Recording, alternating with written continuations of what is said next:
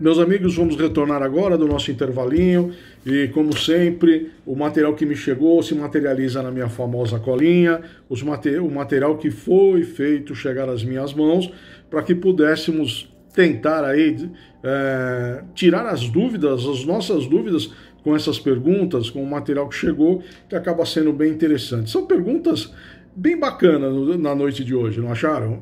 Vamos dar início aí para tentar não se alongar tanto. Vamos lá, a pergunta 533, ela nos fala o seguinte: os espíritos podem fazer obter os dons da fortuna desde que solicitados para esse efeito?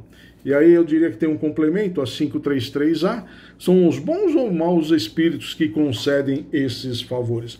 Achei ambas perguntas muito interessantes, né? Acredito que na maioria das situações, aqueles que já estão na riqueza, né? Com certeza faz parte de um processo reencarnatório de cada um, né?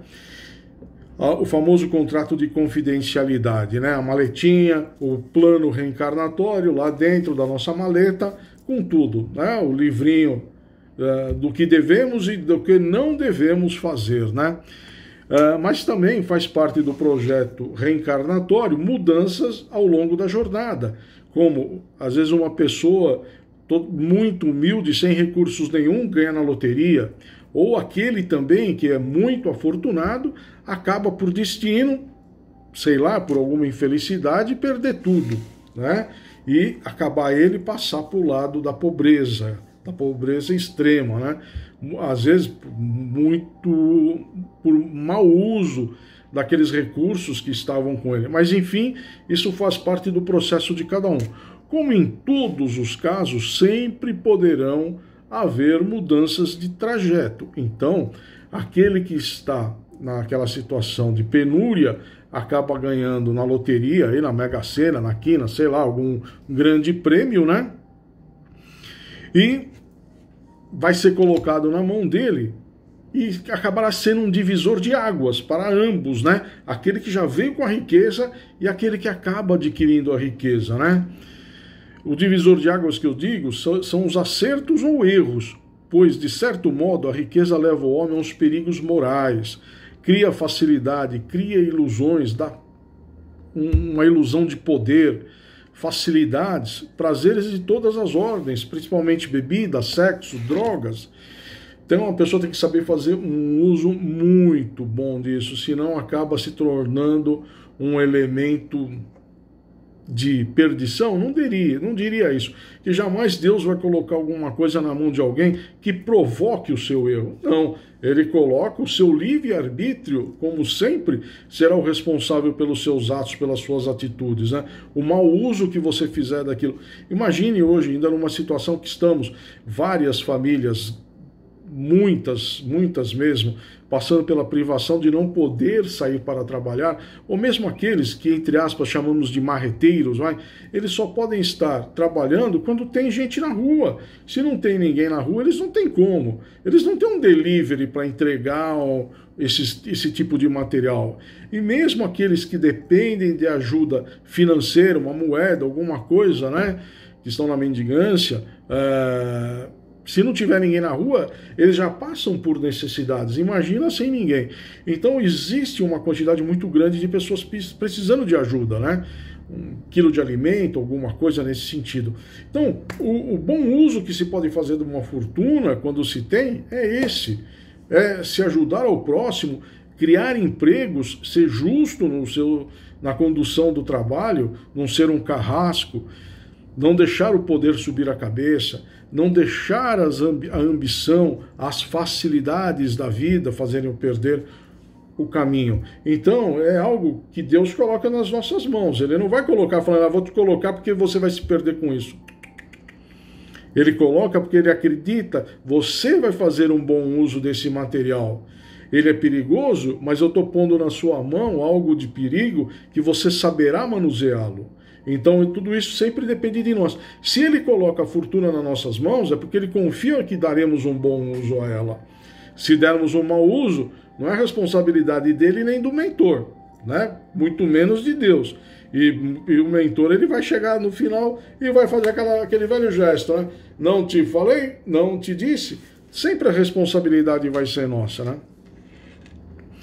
O dinheiro pode encontrar como aliado o orgulho, o egoísmo. Em alguns textos comparam a desastre nos caminhos dos encarnados. Muitos textos o colocam como uma tarefa ainda mais perigosa e penosa com relação à sua falta, problema. Puxa vida, a pobreza, gente, perdão, errei feio, hein? Vamos lá. E penosa com relação à sua falta, a pobreza. Sempre sabemos, se pedirmos aos espíritos a fortuna, poderá ser concedido. Deus pode permiti-lo como lição, uma prova. Saibamos que será um fardo que pesa bastante nos ombros, quando assim o recebermos. Então, os espíritos que servem de instrumentos para nos agraciar com a riqueza, quase sempre estão os nossos inimigos do passado, porque desejam o nosso mal, tentando a nossa queda na sequência da nossa jornada. Podemos classificá-los como favores perigosos. Quase sempre poderá causar a falta de moral, propiciando o uso para finalidades escusas. É tão complicado a pobreza extrema como a riqueza em exagero, né? São dois extremos que colocam a pessoa numa condição de ter muita fé e muito cuidado, muita resignação em ambas as situações, né? Vou dar um exemplo aqui que não posso afirmar, pois seria leviano da minha parte dizer, mas talvez tenhamos como exemplo um caso muito recente, que é o caso do João de Deus, né? Assisti o documentário na Globo, o seriado, né? Em Nome de Deus. Não duvido que na casa Dom Inácio de Loyola tenham ocorrido curas. Realmente, no local se cria uma egrégora para isso.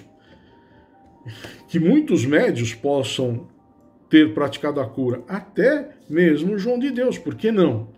Né? Ele veio com esse dom de fazer uma casa de oração, de montar uma casa de oração, tudo no seu contratinho de confidencialidade, no seu projeto reencarnatório, trouxe na maletazinha, mas existem, né, caminhos que nós tomamos que não são os mais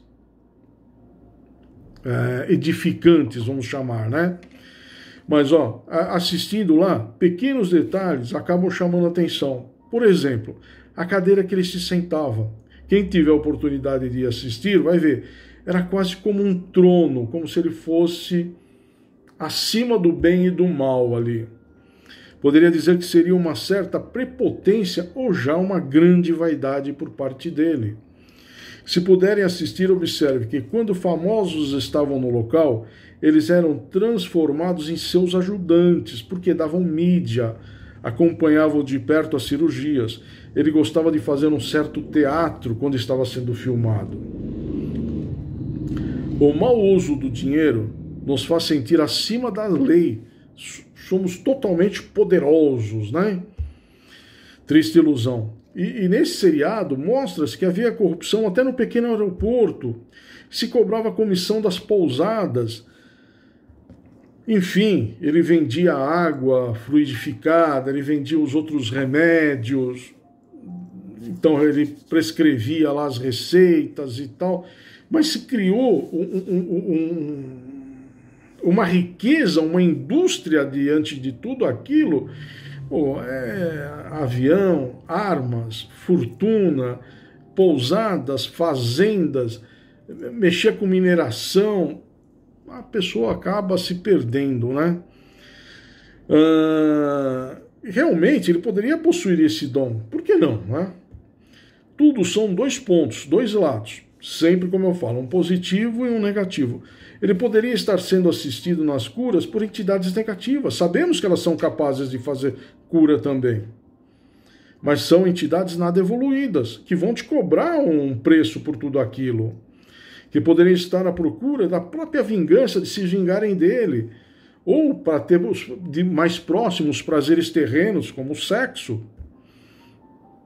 Encontraram nele, talvez nele, material fértil. E abundância para essas finalidades, para sua queda, ou para que ele, ou para ele não separar erros pretéritos até mesmo para desacreditar aqueles que fazem o mesmo, mas com índole, né? Desacreditar a religiosidade. Quantos não acabam assistindo e falam, tá vendo? É por isso que eu não sigo nada, por isso que eu não vou numa casa de oração. São todos falhos, todos cometem falha. Cometem, todos são seres humanos. Mas os erros que cometem lá, Deus não tem nada a ver com isso. Não é um projeto. Deus não nos criou, né? Porque já temos várias reencarnações, para errarmos. Ele nos criou para sermos felizes. A nossa obrigação é ser feliz. Mas ao longo da jornada a gente acaba se perdendo, né?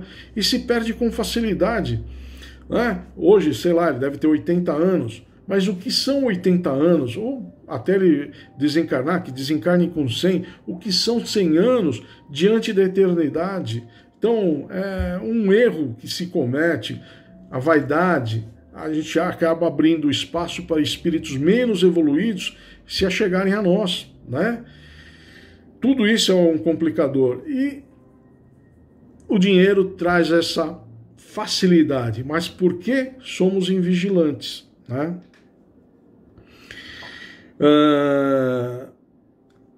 Aí muitos perdem a credibilidade, né? Por exemplo, nós temos um outro extremo, como foi sexta-feira, né? Isso, Sexta-feira Santa, dia 2, aniversário de Chico Xavier. Ele poderia não ser uma unanimidade. Haviam, com certeza, pessoas que não gostavam dele, que duvidavam de tudo. Mas desconheço qualquer escândalo envolvendo ele, ou mesmo briga por direitos autorais das obras que ele escreveu. Ele doava tudo para entidades, fazia filantropia, fazia caridade com isso, e ele vivia numa extrema humildade, tinha o básico para a sobrevivência. Eu lembro muito bem quando saiu uma reportagem sobre o João de Deus, na revista Veja, ainda eu comentei com a Elaine. Puxa, ainda não haviam estourado escândalos, nada disso, né? Eu falei, nossa, como chama atenção isso, né? Você pega aqui, o cara é um milionário. Agora, será que ele usou daquele dom que ele recebeu de graça? Será que ele era um charlatão? Isso eu pensava na época. Mas, com certeza, muitas curas se operaram lá, né? Como devem ainda estar operando com outros médiuns, certo? Porque a egrégora ficou na casa, naquele espaço, desde que os outros que estejam lá também estejam de coração. Porque se for fazer a mesma coisa, meu amigo, já foi embora tudo, já diria que é uma encarnação perdida, tá? E uma fatura dessa quando chega, é pesada, hein? É pesada. Bom, vamos lá. Mas tudo isso eu estou fazendo suposições. Não sou investigador, não tenho condições de afirmar absolutamente nada. Estou usando simplesmente como exemplos, tá? Não é que, o Paulo falou que o cara fazia isso, aquilo. Não. Eu estou reproduzindo um pouco daquilo que eu vi na reportagem e não tenho base nenhuma para afirmar que ele é um caso que ele tinha dom, mas ele fazia cura pelos irmãozinhos menos esclarecidos, vai? Porque eles também que fazem cura, tá? Nem que seja para depois a pessoa ser desacreditada, tá? Ou fazem cura e podem cobrar um preço salgado, viu? Uma fatura bem grande, mas enfim, por isso tudo sempre precisa ser passado pelo crivo da razão. Sempre vai ocorrer influências espirituais. Temos que identificar qual a origem. No caso do João, era muito complicado. E lá era extremamente, por isso que eu falo que a fatura vai ser pesada. Pois ele poderia ser a última alternativa de muitos. Eu os classifico como sendo os maus profetas, né? Que infelizmente temos em todos os segmentos e em muitas casas de oração.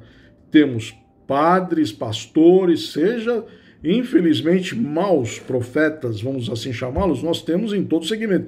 Não temos um evangélico que está vendendo feijão para a Covid? Por isso que eu falo, tudo tem que ser passado pelo crivo da razão.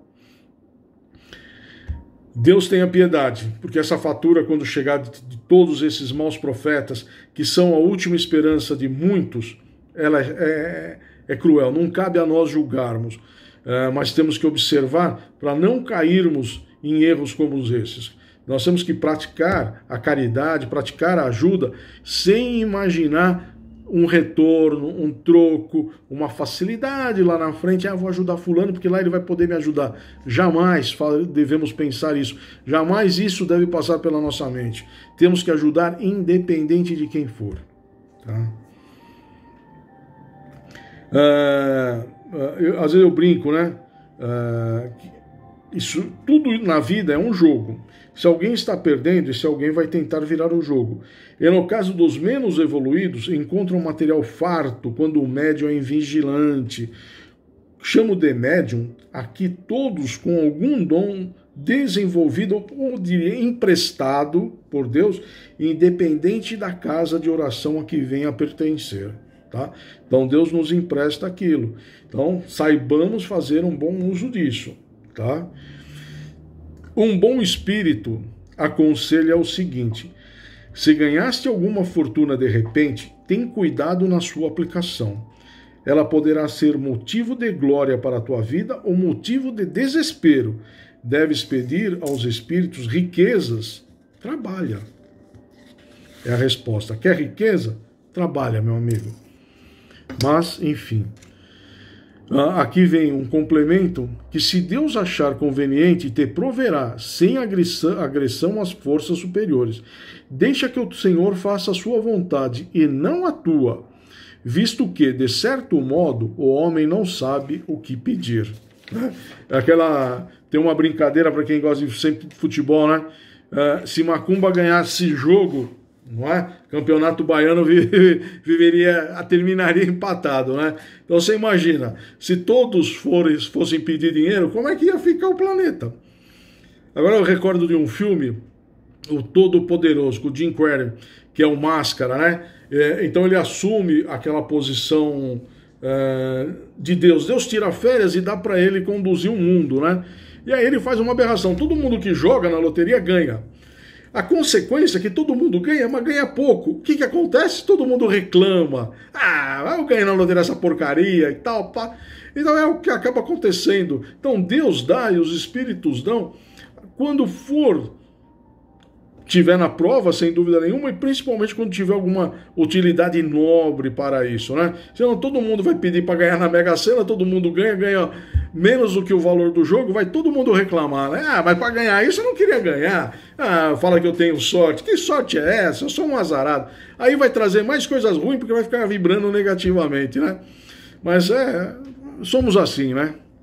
Nas pesquisas surgiu um recado muito, mas muito interessante, que é o seguinte: se Deus concede à pessoa riqueza, quase sempre é por provação. No entanto, já se encontram no mundo muitos ricos que entrarão no reino dos céus, que conhecem e sabem empregar seus bens materiais como ajuda para conhecer a verdade. Muito bacana, né? Então, não é que é aquela coisa, é mais fácil um camelo passar por uma agulha, né, do que um rico entrar no reino dos céus, né? E mera curiosidade, tá? Na antiguidade, quando se falava camelo, passar por uma agulha, não era a figura do camelo animal, e sim a linha, o cordão passar pela agulha. Eu diria que hoje, dependendo da idade, já é difícil, né? Mas não é que... Como é que um animal ia passar dentro do buraco de uma agulha? Então aí Deus estava falando mesmo. É impossível alguém rico entrar no reino dos céus. Então ele estaria, entre aspas, colocando algo de perdição na nossa mão. Isso não existe, né? Então, mera curiosidade, tá? O camelo dessa época era cordão, e uma linha, né? E hoje, dependendo da nossa idade, já é um trabalho tremendo, né? Mas para isso inventaram uma agulha que a Elaine mostrou, que é o contrário. Você dá uma batidinha aqui, a linha vai para dentro. É para ajudar. Tecnologias, né? Por isso, a riqueza, caso não influencie de forma negativa pelas paixões inferiores e pelos desequilíbrios sociais, será um grande aliado, gerando empregos, auxiliando e fazendo caridade ao próximo, pois estaremos usando de forma digna, edificante, aquilo que Deus colocou nas nossas mãos. Miramês sabiamente nos conforta. Mas se Deus te conserva na pobreza dos bens materiais, não te revoltes. Por não passar isso, dê uma prova, te preparando para uma vida melhor. Confie e espere, trabalhando como se estivesse na fartura de tudo. De modo que pensas, assim vives. Não deixes o fermento do mal crescer em teu coração. Ele atrai espíritos da mesma natureza e a te inspirar em coisas inúteis para a tua paz de consciência. Bacana, né? Na sequência, um anjo da guarda nos faz lembrar: se porventura pediste aos espíritos a fortuna fácil, e esse não chegou para ti, dá graças a Deus, pois está sendo protegido pelos teus guias espirituais. Dentro das dificuldades se enroscam serpentes perigosas. Contenta-te com o que tens, que os céus sabem o que te convém de te oferecer. Vamos sempre agradecer o que temos e não invejar o que achamos que deveríamos ter, tá? Então isso aqui também, o outro tem, né? A gente cria uma inveja, né? Por que ele tem e eu não tenho? É complicado, né? A 534 nos fala o seguinte: quando os obstáculos parecem ser fatalmente se opor aos nossos projetos, seria por influência de algum espírito? Você encaixa muito bem nessa pergunta o seguinte: não podemos colocar tudo na conta dos espíritos. Alguns podem nos causar alguns problemas, mas se formos buscar os acontecimentos, algum motivo existe. Nada é por acaso. Durante toda a vida do ser humano existe influência dos espíritos, bons ou maus, conforme a nossa conduta, conforme a conduta nossa durante a nossa encarnação. Os planos que pretendemos realizar, se for para o nosso aprimoramento espiritual, para a nossa reforma íntima, teremos a ajuda dos nossos guias espirituais. Mas sempre que temos que auxiliá-los, jamais haverá varinha mágica, que são por isso só resolver tudo, né? Sempre deverá haver nossa ação, que o nosso mentor irá nos intuir para ser boa, mas o livre-arbítrio é nosso. A decisão, o caminho a ser tomado sempre será o nosso. Nossa decisão, né? No caso do inverso, se sobressair o orgulho, a vaidade, o egoísmo, vamos estar dando espaço para atrair espíritos com as mesmas tendências, que também vão nos ajudar, né? Entre aspas, os muito amigos, né? Partindo do princípio que todo mal fracassa, mesmo assim teremos uma lição penosa, a qual será necessário passar, sempre outra fala famosa, pelo amor ou pela dor. Entretanto, Deus nunca nos esquece, não nos perde de vista. Ele somente concede as provações, os fracassos, como escolas para nós. Afinal, não somos escravos, né? Somos senhores de nossas atitudes e responsáveis pelos resultados das nossas ações. A influência dos espíritos, quer sejam de luz ou das trevas, se dá em todos os lugares, independente de onde estivermos. Encontrei um grande puxão de orelhas. Não deves gastar o tempo, principalmente dos espíritos, com coisas vãs. Sacudir o pó das sandálias, no dizer evangélico, é esquecer tudo que possa gerar maledicência, desonestidade, orgulho, egoísmo, falsidade e violência. Meus amigos, aqui eu ponho uma música aqui e de vez em quando perde um pouco o sinal. E aí eu estou tentando ver se volta para ficar um fundinho agradável. Devemos ouvir Jesus em todas as nossas andanças, em todos os nossos pensamentos e atitudes, esforçando-nos para colocar em prática os seus sentimentos. E para ainda deixar ainda mais claro, se isso não acontecer, sofreremos as consequências do nosso desleixo. Através de nossa real modificação, as nossas companhias espirituais mudarão igualmente. Lembramos-nos do provérbio: dize-me com quem andas, que direi quem és. Quando estamos atacados, né, daquele jeito terrível, as nossas companhias serão espíritos menos evoluídos, ou sejam, os famosos trevosos. E o contrário é também verdadeiro, né? Atração de lei de justiça, a atração de lei de justiça em todo o universo.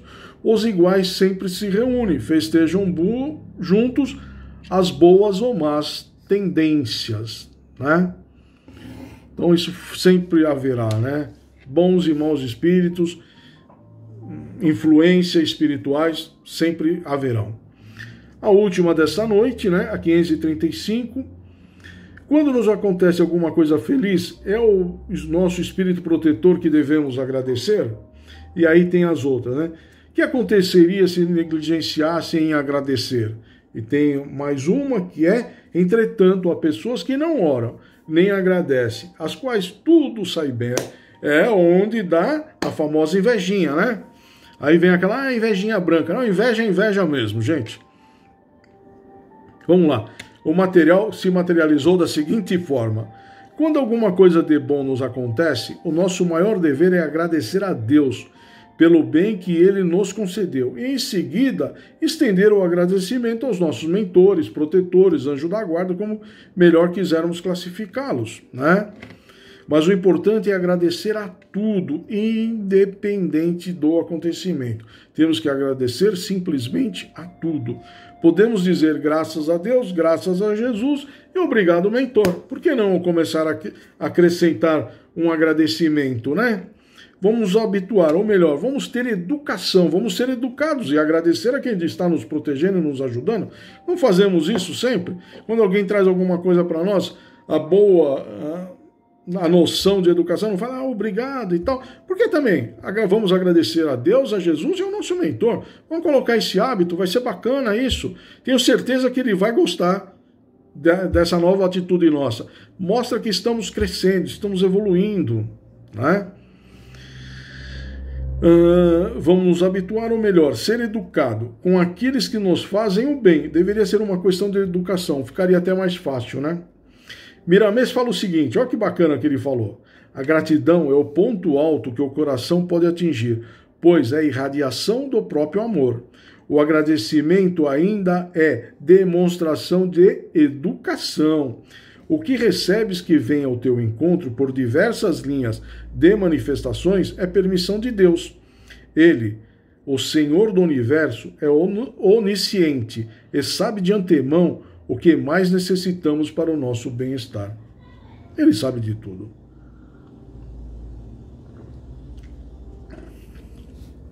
O agradecimento deve estar presente em tudo, em todos os acontecimentos da nossa vida. Sabemos que é difícil agradecer pelas dificuldades que muitas vezes nos cercam. Como falar para uma mãe que isso foi necessário quando ela vê seus filhos famintos? São nessas horas que devemos olhar para os céus e pedir para que esses tenham força de suportar as suas provas. Podemos imaginar a dor que essa mãe está passando. Como foi dito, infelizmente não conseguimos trocar de posição. O fardo é pessoal e intransferível. Por nossa demora, por nossa lerdeza, teimosia, demoramos para despertar, pelo amor ou pela dor. Jamais existirá um mundo melhor sem sentimentos melhores, né? No estudo anterior falei de alguns mantras, né? Me ajuda para te ajudar e tal, que deveríamos ter em nossa mente. Deveríamos também, estando onde estivermos, falar sobre a gratidão. Primeiramente a Deus, sempre. Depois aqueles que sempre nos dão as mãos. Nos dão uma mãozinha, também diria, ajudando-nos a caminhar, o nosso mentor, nosso anjo da guarda.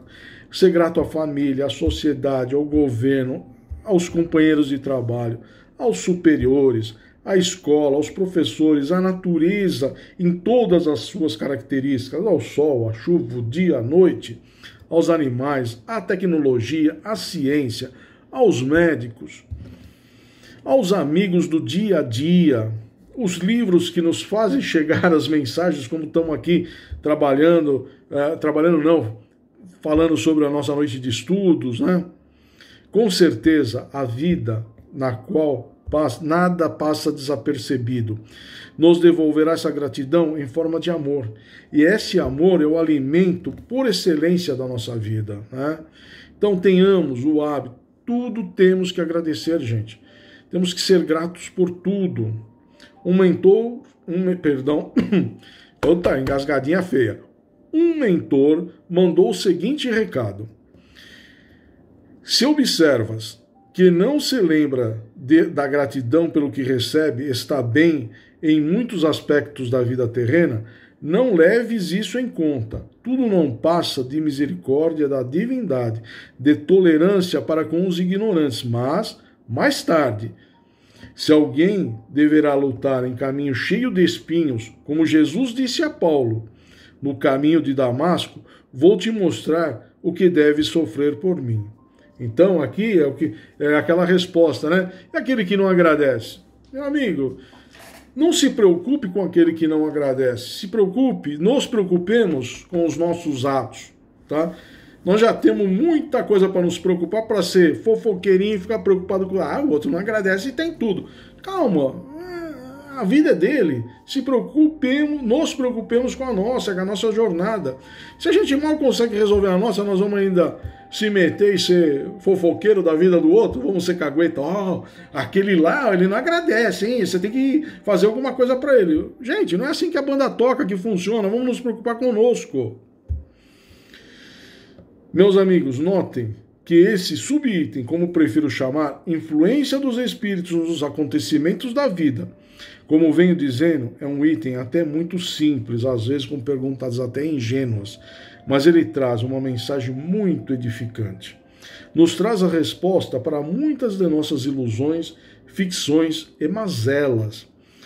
A resposta para muitos dos nossos sofrimentos se chama amor. Amor ao próximo, amor próprio, amor a Deus, amor a tudo que Deus nos oferece, os chamados males e as prosperidades, né? Podemos dizer o seguinte: será que encontramos a chave para evitar a dor?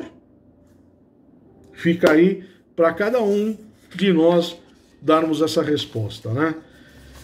Meus amigos, por hoje é só. Foi um grande prazer, como sempre, estar na presença de tão ilustres amigos como o são. Eu agradeço essa oportunidade bendita, agradeço por estarmos todos juntos, agradeço por essa oportunidade, agradeço por vocês estarem em minha casa e eu poder adentrar ao lar de cada um de vocês. Quantos de nós não gostaríamos de estar nos abraçando, nos confraternizando, né? Mas infelizmente pedimos para estar nesse mundo, nessa situação, nessa jornada todos juntos, caminhando com essa pandemia. Mas, com a graça de Deus, tudo isso passará. Quando? É uma resposta que ainda não encontramos. Quando talvez olharmos melhor ao nosso próximo, dar maior, aceitar melhor os desígnios de Deus. Ou como falamos aqui no final, será que encontramos a chave para tudo? O amor? Cada um de nós vai responder. Então, por enquanto, meus amigos, eu deixo um grande abraço para cada um de vocês. Agradeço essa oportunidade bendita de podermos nos reunidos. E, se Deus assim o permitir, na próxima semana estaremos todos juntos. Então, eu deixo a cada um de vocês um grande beijo no coração, uma semana abençoada. Não vou nem falar do tempo que vocês vão ver aí que eu já estourei. Fiquem com Deus, uma boa semana de muita paz, saúde e muita, muita fé, que tudo isso passará. Fiquem com Deus, até a próxima semana. Obrigado.